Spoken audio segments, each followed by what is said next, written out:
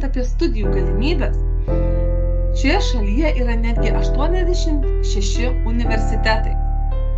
Čia skaičiuojant tiek privačius, tiek valstybinius. Valstybinių apie 50 ir kiek daugiau negu 36, jeigu konkrečiai privatus universitetai. Net 35 ispaniški universitetai pakliūna į QS World University Rankings administruojamus reitingus.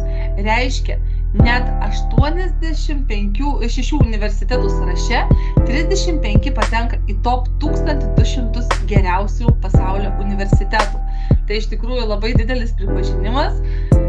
QS World University reitinge pozicionuoja save tik tai dažniausiai valstybiniai universitetai, privačių čia yra absoliuti mažuma ir iš privačių Ispanijos universitetų čia pakliūna tik tai vienas vienintelis į E-University, visi kiti yra valstybiniai universitetai. Taigi, kodėl Ispanija? Tai pirmiausiai, Ispanija yra labai dažnas studentų iš Lietuvos, tame tarpe irgi pasirinkimas, dėl to, kad čia turbūt daugiausiai tarptautinių studentų po Nyderlandų šiai dienai turinti Europos valstybė. Taigi, jeigu žiūrėtumėm konkrečiai, kas studijuoja Ispanijoje be ispanų, be ispanakalbių, tai dažniausiai kaimynai, Ispanijos kaimynai. Tai tokiu atveju mes jau galime matyti, kaip ir čia matote sąraše, ir Pietų Europos šalis, Vidurio Europos šalis, tai tikrai noriai renkasi ir žinoma šalis, kur ispanų kalba yra valstybinė. Iš beveik 1 milijono ir 700 tūkstančių Ispanijoje studijuojančių studentų, net 225 tūkstančiai 2022 metų duomenimis yra tarptautiniai studentai. Tarptautiniai studentai tikrai didelė dalimi, matote ir violetinę diagramą, yra iš mainų programų. Šiuo atveju iš Erasmus Plus mobilumo programos, tai irgi Ispanija dažnas pasirinkimas. O kalbant apie šalis, iš kur daugiausiai atvažiuoja, tai yra Italija, Prancūzija, Rumunija iš Europos šalių, Jungtinė karalystė taipogi pakliūna į tą sąrašą. Ir, aišku, tos šalis, kaip sakau, kur ispanų kalba yra oficialiai vartojama pačiose šalise. Ispanija dažnas pasirinkimas yra ir dėl to, kad, kaip patys ir lietuviai įvardė, čia yra labai draugiški žmonės, tai šiuo atveju tas geras kontaktas su dėstytoju. Dėstytojai tikrai žino studentus vardais, studentai dėstytojus kreipiasi vardais, viskas taip labai jau neformalu, dėstytojai kartu eina su studentais kažkur ir į vakaro pramogas, toks šiltesnis kontaktas, nėra tokios griežtos labai ribos tarp akademikų ir studentų.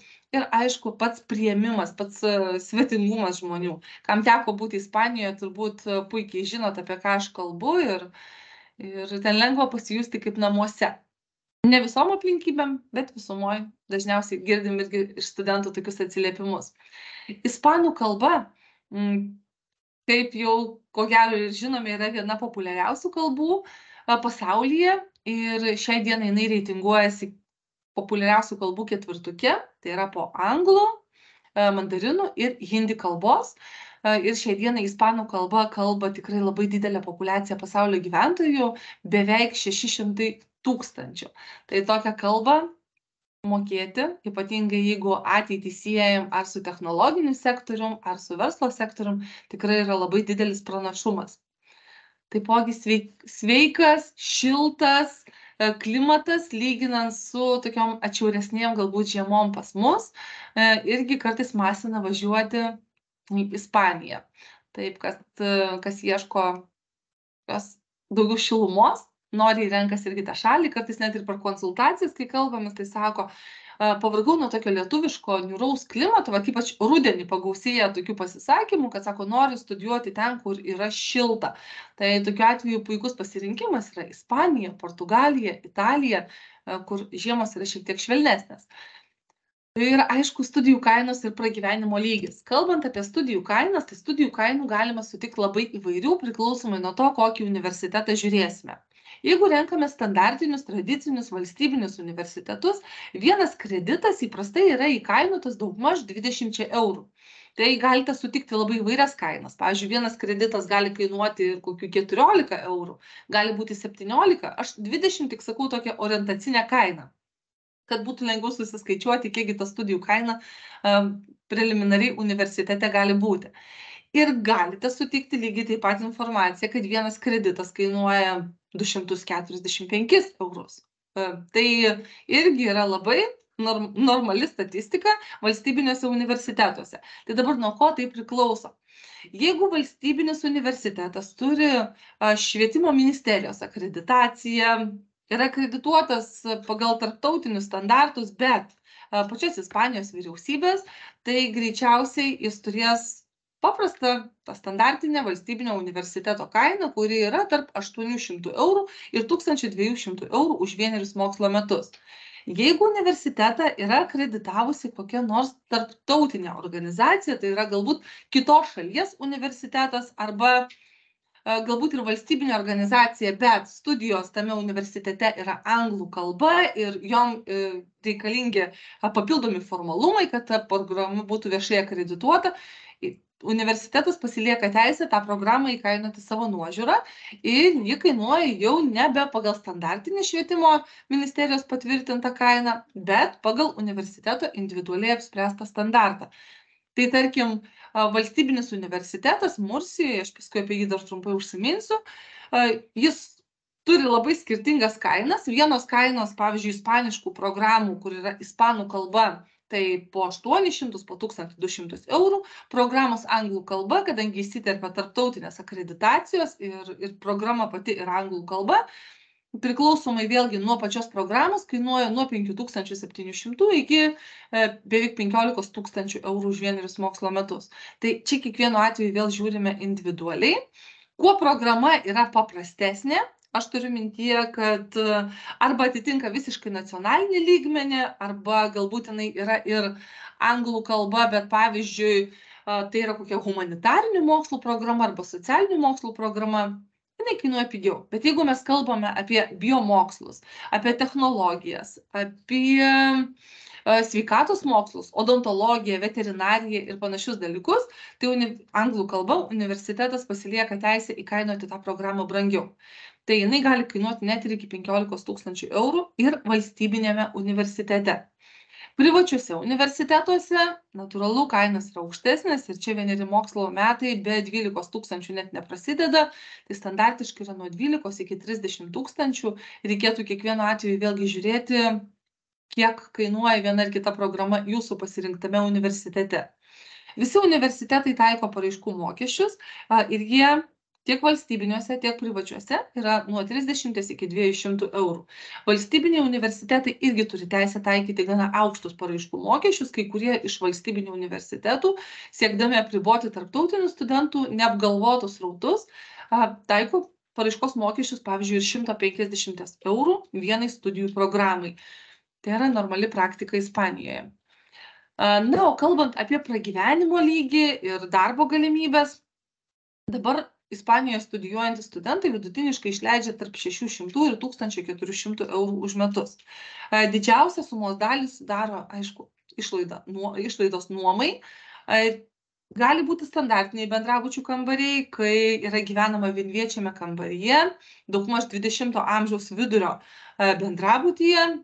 Aišku, tie bendrabučiai visi yra suremontuoti, jie yra ganėtinai patraukliai atrodantis, be augintinių, kaip kartais studentai klausia, ar nebus jau neplanuota augintinių, tai tikrai viskas ganėtinai tvarkingai yra dažniausiai ir bendrabučiai gali būti tokio tipo kaip viešbučių kambariai. Tai vėl kambarys kambariui yra nelygu. Tarkim, Ispanijoje, ypatingai jeigu mes žiūrėsim Valencijos regioną arba Barceloną arba Madridą, tai yra tikrai tokių ganėtinai selektyvių ir prabangių privačių mokyklų, kurios bendradarbiauja su rezidencijomis, jas pateikia kaip savo bendrabučius, bet tai yra visiškai viešbučio tipo kambariai, kur kiekvienas kambarys turi savo mini virtuvėlę, savo patogumus, tai nėra tas tipinis tradicinis bendrabutis, prie kokio galbūt dažnai esame įpratę Lietuvoje, kur yra Čionais Ispanijoje ir baseinai ant stogo, ir džimą turi kiekvienas bendrabutis. Na, tai yra labai skirtingų. Tai natūralu, kad tokia bendrabučio kaina jau šokteli ir apie 1000, o kartais ir virš 1000 eurų už mėnesį. Tai vat, pragyvenimui, maistui studentai išleidžia įprastai tikrai sąlyginai nedaug. Kiek beklausinėjom, tai dažniausiai kaina būna apie 120, 150, retesniais atvejais apie 200 eurų. Jeigu, aišku, valgom restoranuose, tai tada atitinkamai tas maistas mėnesį kainuoja ir brangiau. Viešojo transporto bilietas vidutiniškai kainuoja apie 40 eurų mėnesiui. Yra darbo galimybės neribotos, mes kaip ES piliečiai galime dirbti, kiek tik tai turime jėgų. Užsieniečiams darbo galimybės yra ribotos, ne ES piliečiai gali dirbti Ispanijoje iki 30 valandų per savaitę, mes galime dirbti kiek pajėgsime.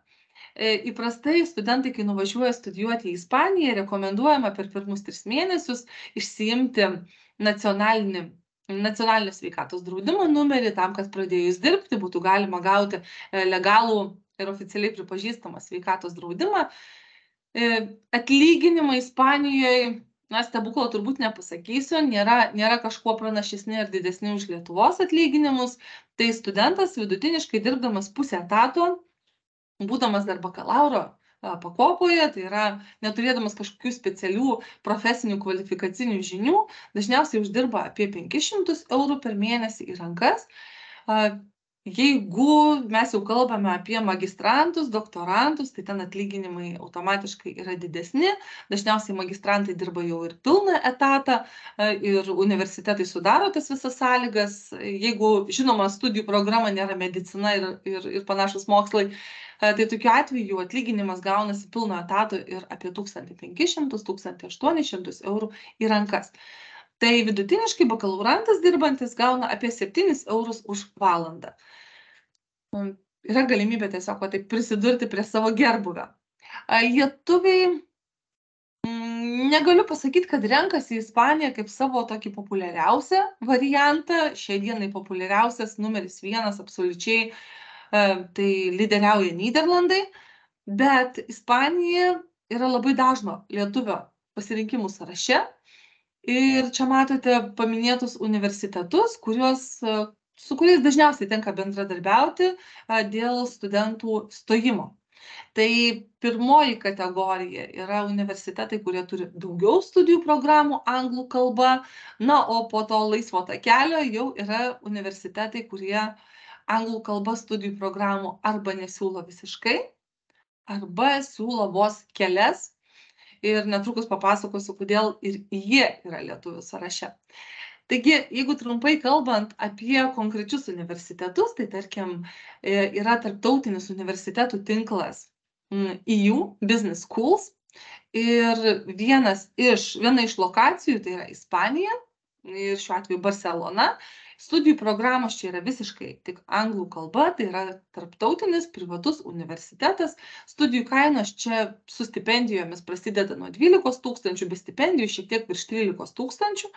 Ir dažniausias, na, kaip ir pavadinimas jau suponuoja tas studijų aspektas, tai yra verslo krypties studijos, tai yra verslas susijęs su renginių organizavimu arba su finansais ir buhalterinė apskaita, arba verslas susijęs su sporto vadyba, rinkodara, tarptautiniais santykiais ir turizmo sritimi. Stojimas pats nėra labai komplikuotas, realiai vyksta ištisus metus, tol kol yra universitete vietų, bet tikrai rekomenduojama dokumentus teikti kuo anksčiau, kad būtų galima užsitikrinti tą vadinamąją ankstyvą paukštelio nuolaidą, kai galima sutaupyti netgi iki daugmaž 10% studijų kainos, o stipresniem kandidatam, tai yra tiem, kurių akademinis vidurkis yra 9 ir daugiau, sėkmingai praėjus motyvacinį pokalbį, galima užsitikrinti netgi iki 30% stipendiją nuo studijų kainos. Tai realiai netgi nuo 13 000 būtų galimybė susitaupyti visai nemažai, aplikuojant kuo anksčiau ir pateikiant savo maksimaliai gerą profilį. Dar vienas universitetas, kuris turi tikrai patrauklių programų anglų kalba, tai yra katalikiškasis universitetas Mursijoje. kad ir kaip ten mus kartais bebaugintų tas pasakymas katalikiškas ir panašiai, tai Ispanijoje gana dažnas tas pavadinimas, įtraukiant ir religinę kažkokią konotaciją. Tai šiuo atveju istoriškai žiūrint į universiteto atsiradimo aplinkybės, universitetas tęsia tą tradiciją, išlaiko pavadinimą, kas Ispanijoje tai tikrai yra labai populiaru, ir studentam pristato labai skirtingas studijų programas. Čia galite studijuoti verslą, galite studijuoti odontologiją, psichologiją, tarptautinius santykius, sporto mokslus, turizmą, anglų kalba. Ir priklausomai nuo studijų programos, kainas svyruoja tarp 5700 ir 14 000. Kaip ir minėjau pradžioje, natūralu, pačios brangiausios studijų programos tai yra tos, kurios susijusios su sveikatos ir gyvybės mokslais.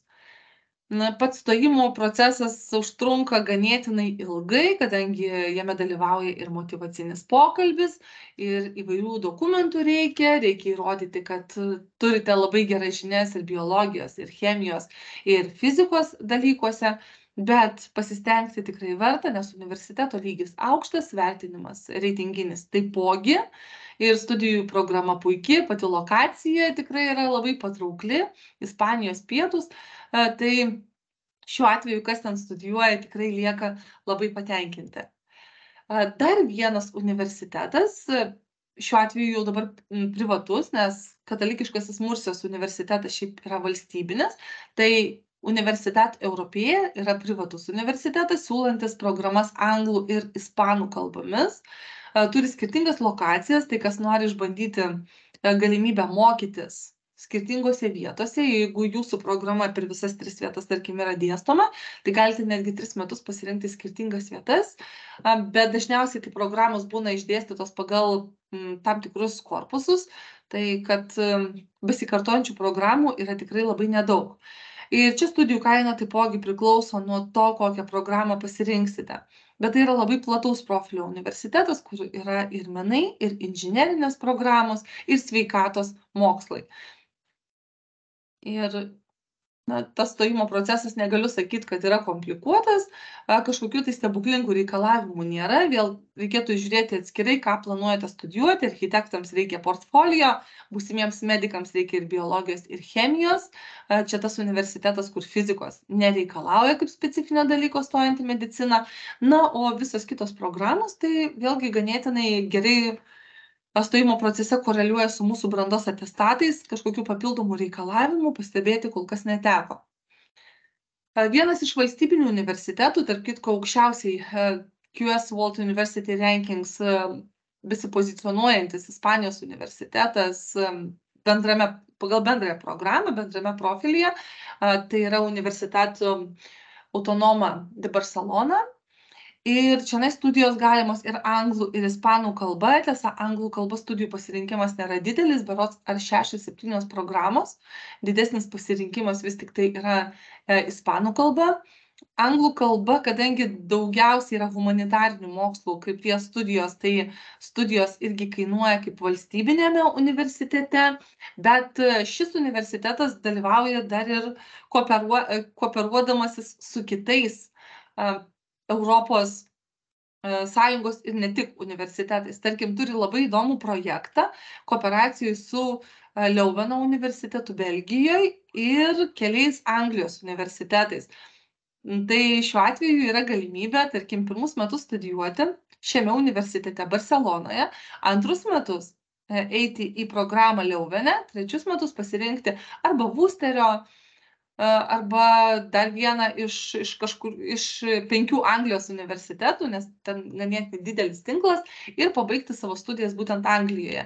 Tai kol kas yra galimybė studijuoti tik verslo programoje tokiu principu, bet planuojama ateityje, kad plėsis programų tinklas ir partnerinėme tinkle jau atsiras ir daugiau studijų programų, bet didžiausias fokusas šiai dienai vis tik yra į socialinius mokslus. Tai yra galimybė tiesiog iš Ispanijos perstoti į 2 ir 3 metus į kitą šalį, šiuo atveju Belgiją ir Angliją. Yra toks dažnai girdimas klausimas iš studentų, ar tiesa, kad Ispanijoje būtų geriausia studijuoti ispanų kalbą. Tai Iš esmės, aš galėčiau sakyti, kad ko gero taip, jeigu norite, tokios akademiškai labai rimtos studijų programos ir kurią dėstytų valstybinis universitetas ir esat pasiryžę greta tos studijų programos dar įsisavinti labai aukštų lygių ispanų kalbą. Ir kaip pavyzdys, čia yra Universitat Politechnique di Valencia ir Valencijoje šiame universitete galima studijuoti tik ispanų kalba. Jis pagal QS World University Rankings, jeigu mes imtumėm tik tai pagal specialybių reitingą, pagal techninės specialybės, jis yra pirmoje vietoje, taipogi patenka į aukštą reitingą pagal Šanchajaus reitingus. Ir taipogi, kaip matote, skaičiai kalba patys už save, kad žmonės, kurie pabaigė čia studijas, tęsia aukštesnės pakopos mokslus, linkę tęsti tame pačiame universitete. Darbo įsidarbinimo galimybės po studijos šiame universitete Ispanijoje tikrai irgi yra vienos didžiausių. Tai kas ryžtasi, kas pabaigia studijas čia, dažniausiai ir lieka pačioje Ispanijoje, ar nebūtinai Valencijos regione, bet kažkaip dažniausiai ir užsilieka Ispanijoje, tikrai labai gerose, rimtose techninėse organizacijose tęsti savo karjeros. Taigi, studijos čia kainuoja 1200 eurų už metus vidutiniškai, kai kurios studijų programos yra šiek tiek pigesnės, tai įprastai yra techniniai mokslai, inžinerinės studijų programos, kompiuterių mokslai, architektūros mokslai, bet vėlgi, kaip sakau, viskas yra ispanų kalba. O ką daryti, jeigu ispanų kalbos nemoki? Tai kai mes kalbame apie moksleivius, kurie yra bebaigiantis mokyklą, kuriem yra 18-19 metų, kartais žmonės labai skuba į darbo sektorių ir jiem norisi kuo greičiau studijas pasibaigti, kad galėtų kuo greičiau dirbti. Nedaugelis tik išgirsta tą rekomendaciją, kad jeigu vis tik tai nori iš tikrųjų Ispanijos, jeigu Ispanija tikrai tavo nuoširdžiai numeris 1 yra tavo pasirinkimuose, gal neverta skubėti į bet kokį universitetą, gal vis tik tai verta pasirinkti labai atsakingai instituciją ir geriau prarasti 1 metus nestudijuojant jau kažkokios konkrečios specialybės, bet tos 1 metus investuojant į save, kad išmoktum kalbą. Tai tie ispaniški universitetai, beveik visi šiai dienai turi parengiamąją programą, ją vadina Foundation Program arba International Foundation Year, labai skirtingai priklausomai nuo universiteto, bet praktiškai visi ją turi. Ir studijų programa čia trunka nuo 6 iki 9 mėnesių, tai 6 mėnesiai yra tuo atveju, jeigu jau turite bent šiokį tokį ispanų kalbos žinių lygį, šiuo atveju A2, ir 9 mėnesiai, jeigu esate absoliutus pradedantysis ispanų kalboje. Per 1 mokslo metus, tai yra per 9 mėnesius, mokydamėsi intensyviai universitete anglų kalbos programoje po 20 valandų per savaitę, jūs pasieksite labai stiprų B2 lygį, B2.2. Tai reiškia jau pereinant į C1, kad būtumėt įvaldę akademinę anglų kalbą. Ir po šitų metų perstojote į 1 bakalauro kursą ispanų kalba. Tai tikrai kartais taip gąsdina, ar galima išmokti ispanų kalbą taip laisvai, kad valdytumėm ją akademiniu lygiu 9 mėnesių laikotarpyje. Tai tikrai, žinokit, drąsiai galiu patvirtinti, kad galima. Studentai, kurie pasiryžta tam nuotykiui ir pradžiai važiuoja kaip į kažką ne visai realaus, daugmaž jau po 6 mėnesių kalba labai sklandžiai ispaniškai. Po 9 mėnesių yra puikiai pasiruošę studijoms universitete. Norint studijuoti ispaniškame universitete, ispanų kalba reikalingas ne žemesnis negu B2 lygis. Tai yra labai svarbu, kad ne tik, kad turėtumėt tokį, sakykime, ne iki galo sklandų ir kažkokiais buitiniais testais patvirtintą B2. Labai svarbu, kad jis būtų akademinis. Ir tokia programa, jinai būtent ir linkusi paruošti studentą stipriai akademiniai programai. Į parengiamasias programas universitetuose yra integruotas ne tik anglų kalbos, ne tik ispanų kalbos, kursas, bet ir įvairūs seminarai, kai studentai gali ateiti arba į visus seminarus tam, kad apskritai plėstų savo akademinį suvokimą, arba tiesiog lanko specialybinius seminarus pagal savo būsimą studijų programą. Yra galimybė kalbos programą praeiti kalbų mokykloje. Bet šiuo atveju aš labiausiai rekomenduoju parengiamuosius metus universitete, nes kalbų mokykla jūsų nepririša prie universiteto. Jinai jūs tiesiog ruošia atitinkamam egzaminui, kad paskui galėtumėt stoti. Universitetas tuo tarpu jūs jau iš karto augina kaip savo būsimą studentą.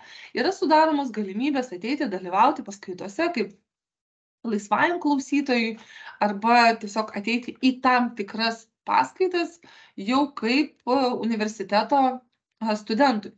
Tai studijos universiteto parengiamoji programoje šiuo atveju yra didžiausios vertės.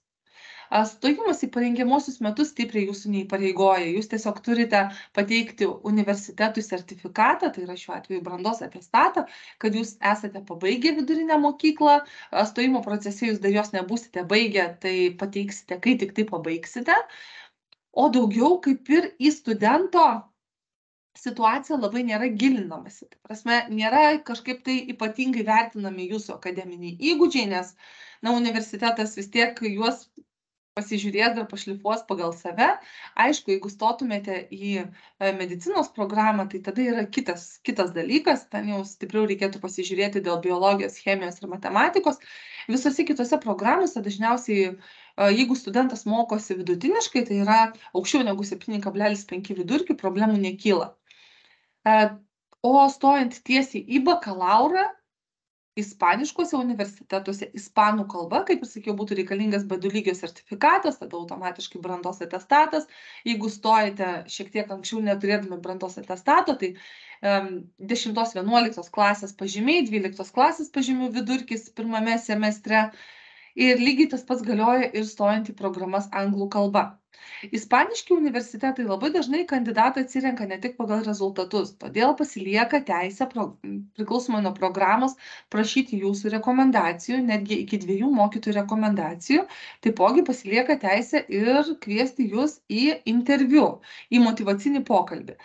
Tai vėl kiekvienu atveju yra labai individualu ir žiūrime, ko pats universitetas pagal studijų programą iš būsimo kandidato reikalauja.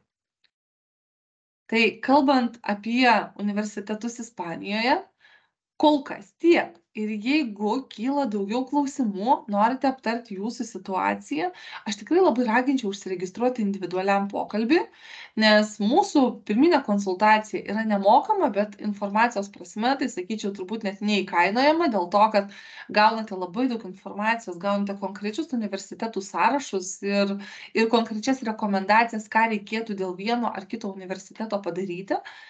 Tai tokiu atveju tiesiog labai kviesčiau arba skambinti, kad ir iš karto po mūsų šito webinaro, arba registruotis mūsų svetainėje, arba rašyti elektroniniu paštu, tam, kad galėtumėm aptarti detaliau, kokių klausimų kyla ir ką būtų galima padaryti konkrečiai jūsų atveju. O jeigu turite klausimų dabar, tai tikrai labai norėčiau juos išgirsti.